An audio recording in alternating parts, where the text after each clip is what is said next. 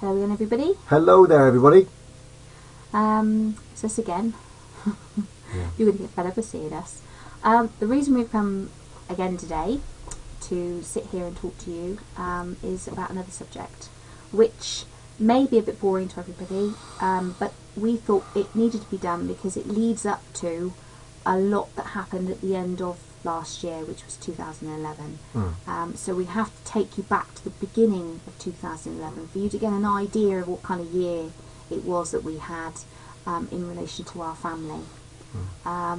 We are at the beginning of the year still members of Jehovah's 2011. Witnesses. 2011. Yep. And on the memorial, the day after the memorial, I had a phone call. Ring, ring. And you answer it as you do. And it was my grandmother. And she said, I have some news. And I said, okay. She said, your cousin has committed suicide. Wow. Lightning bolt. Out of the blue. Didn't know quite what to say. What do you mean? She said, he's dead. He's dead. And I said, how? Why? What? When? Who? All the questions you think I don't understand. This is a 32-year-old cousin of mine. Now, I'm the eldest. I'm the only girl. And I have 4 boy cousins. On this side of the family, I have 4 boy cousins. Yeah. And a brother. And I'm the eldest daughter. Cousin girl. So, straight away, all these boys have always been under my thumb. You will do this, you will do that. Because I'm the eldest, I can do that. I'm allowed. That's my job. Anyway, I had this phone call, and so my second eldest cousin had committed suicide. Now, this cousin of mine had been brought up as one of Jehovah's Witnesses, along with my other 3 cousins, who are still JWs. And sort of in his mid-teens had gone a little bit of a wander, not sure what he wanted to do, so he went to Australia with some brothers and sisters over there who'd come over here for a visit, said, why don't you come over? And my cousin being my cousin said, yeah, why not? Thank you. Excuse me, everybody. I'm going to need that. Decided to go to Australia, do a bit of walkabout as they do out there, and discover himself, which he did. Came back a very different person, looked like an aborigine, because we've all got naturally curly hair, so it was out here, very tanned, because he's got a natural looking very healthy olive pigment, beautifully. Yeah. He looked, I didn't even recognise him. In fact, my uncle, when he went to pick him up from the airport, said he didn't recognise, he walked past him, and it was only when he said, oi dad, he realised who he was. Very different boy. Did a lot of growing up, I think, when he went out there.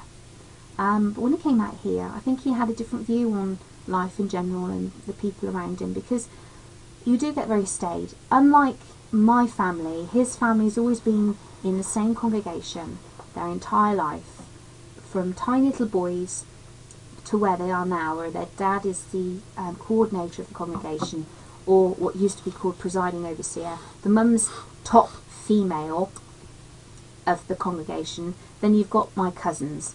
And the eldest, I won't go into details, but then you've got my second eldest, which is the one that's committed suicide. Then you've got the other one, and then the other one. So they go down and... So we're not mentioning names. Not name. I don't want to mention names. We're not going to do that. No. This is really just to give you a round robin on the family history, really, so we can move on from excuse me if I ramble, because it's not an easy subject to talk about in a way that it's not going to upset you or bore you or upset other people, and upset myself for another reason.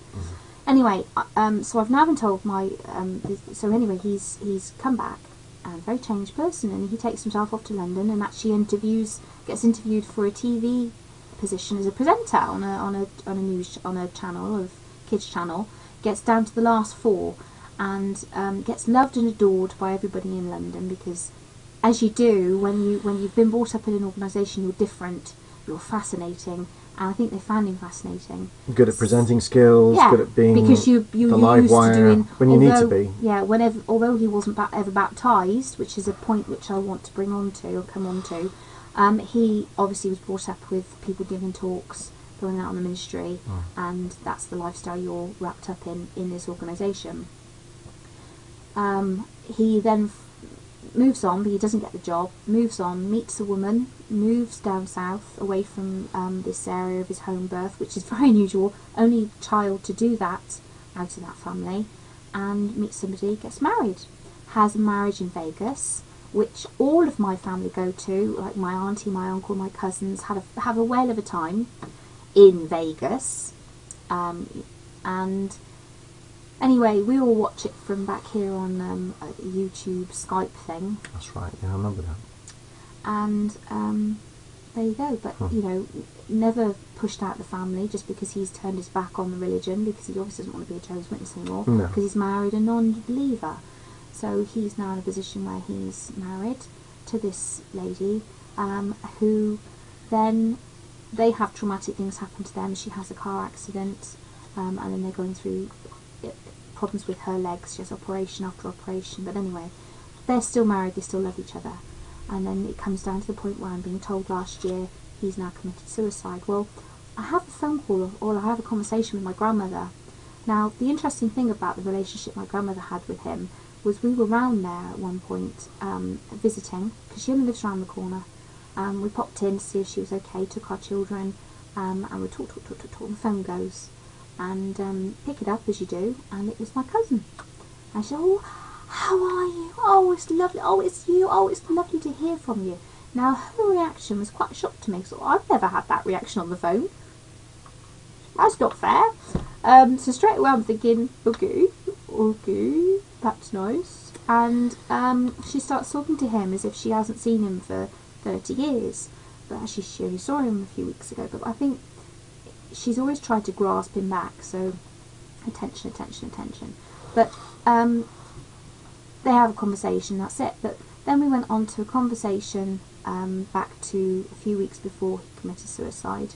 My grandmother then exposes to me, or explains to me, that she's been speaking to him about Armageddon. He's very interested and starts a conversation up with her about, do you think it's real? Do you think it's true? Do you think it's going to happen? Yes, was all of her answers, because obviously she's been devout her entire life. And you know, as we'll explain in later videos probably, but this particular conversation went on. He was saying about how he remembered songs from the old Brown songbook that the witnesses have, and he was singing a few, remembering the words and giving her a few words, and she said yes, that's right. And I'm wondering, and I do believe to this day, that although, as we said in the previous video, when you leave the truth never leaves you. Now, being in the situation where his wife is a devout anti-Jehovah's Witnesses, fair play to her. Lovely lady. But she's got her own way. She's got her own way, and that's that. But I believe with that. I agree with her now. Oh. And I can understand why she thinks we're all or they all are crackpots. We're not crackpots anymore. We're not crackpots anymore. She could see something at the time that we couldn't see. But you think, oh. Yeah, no, I totally agree. She had a belief, you know, she didn't want to know. So very much put that across to him. So for him to be in a position where he would then ever think about even investigating it again, it would have affected his marriage. Therefore, a very tricky position he was put in. And it wasn't long after that conversation that he decided to take his own life. Now, don't know the facts, why. No. All I know is he did. Yeah. And up to this point, we will never know why he did that. But a man of 32, brought up as a JW, very much playing on his conscience, obviously, what he'd been taught in his entire life, has now decided to take his own. Devastating. Devastating for him, for his family, his brothers, for carnage was everybody. left. Yeah, it was carnage. I mean, even though he wasn't a witness, everybody loved him. That was in our locality. Well, they didn't, and nobody understands why. No. Nobody ever will. Because it's a shock, his age as well. That's just not an age to go. But he did it. So then there comes the funeral, where hundreds of witnesses that have known the family, because my family is quite a well-known Oh, family and very influential. It's one of those Oh, families. you're part of that family. Oh, Yeah. suddenly I'm your friend. Yeah. So because of that, they don't know who you are. No. But because I'm related to this family and on such a close connection, it's my auntie and my uncle. Oh, suddenly I'm okay, and I need to get in. You need to get in with me because I know them, and I go to their barbecues, and I go to all this, which is a clique. Can I just stop there? How wrong is that, everybody? Yeah. How wrong is that? But I never. But I will come on to the fact that even though these people tried to kind of know me because I know these people, never felt part of their family. I'll go on to that because there's a point that which we're leading up to, which we will come on to at a later point. I'm mindful of the time because it will go out of time in a minute, but I just want to get to the point where we're now going on in the year, and Mark and myself have hired a cottage for a holiday, which we don't get a chance to do very often, but we did it for the end of October. And knowing what my auntie and uncle had gone through, how much they spent on the funeral, we decided to say, why don't you come along with us? We're taking our grandma, and we're taking my other cousin, my older cousin, his brother, to just have a break. And there was an annex, so we said, why don't you come and use the annex? We'd have a discount if we didn't have it, but it's not the point. Come along, don't pay anything, just come along. And they took us up on the offer, which we were quite shocked about because we thought, oh, they want to spend a holiday with us, it's really nice, you know.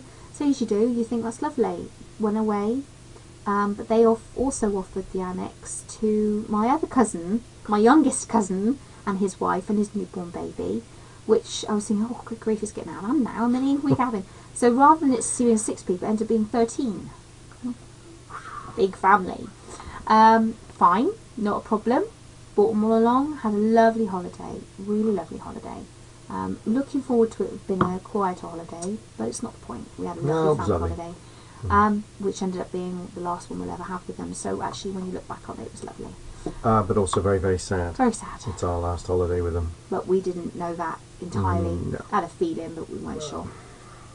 Which leads us up to, this is October, leads us up to November, when we started making our announcements. And our decisions, and it was very quick. We've gone from studying as to what we were going to do to suddenly making an instant decision of it's not that, it's this direction, and we need to learn now where we're going to go from here, which is where we bring you up now to the point of November and our announcement to our family, which we're about to come on to in the next video. Fascinating. And we'll stop this and go straight into can I just say that I'm sorry if this one seems a bit drawn out. This is the foundation really for the next one. It gives you a bit more of an idea. Well, why? Because you'll only ask questions, and you probably still will anyway. But you'll only ask questions about, well, what about this? What about that? And you can always bypass this one if you're not interested in listening to it. So it's not a problem. But we needed to fill it in, which is why we're going to split it up now because it's going on time-wise. Yep.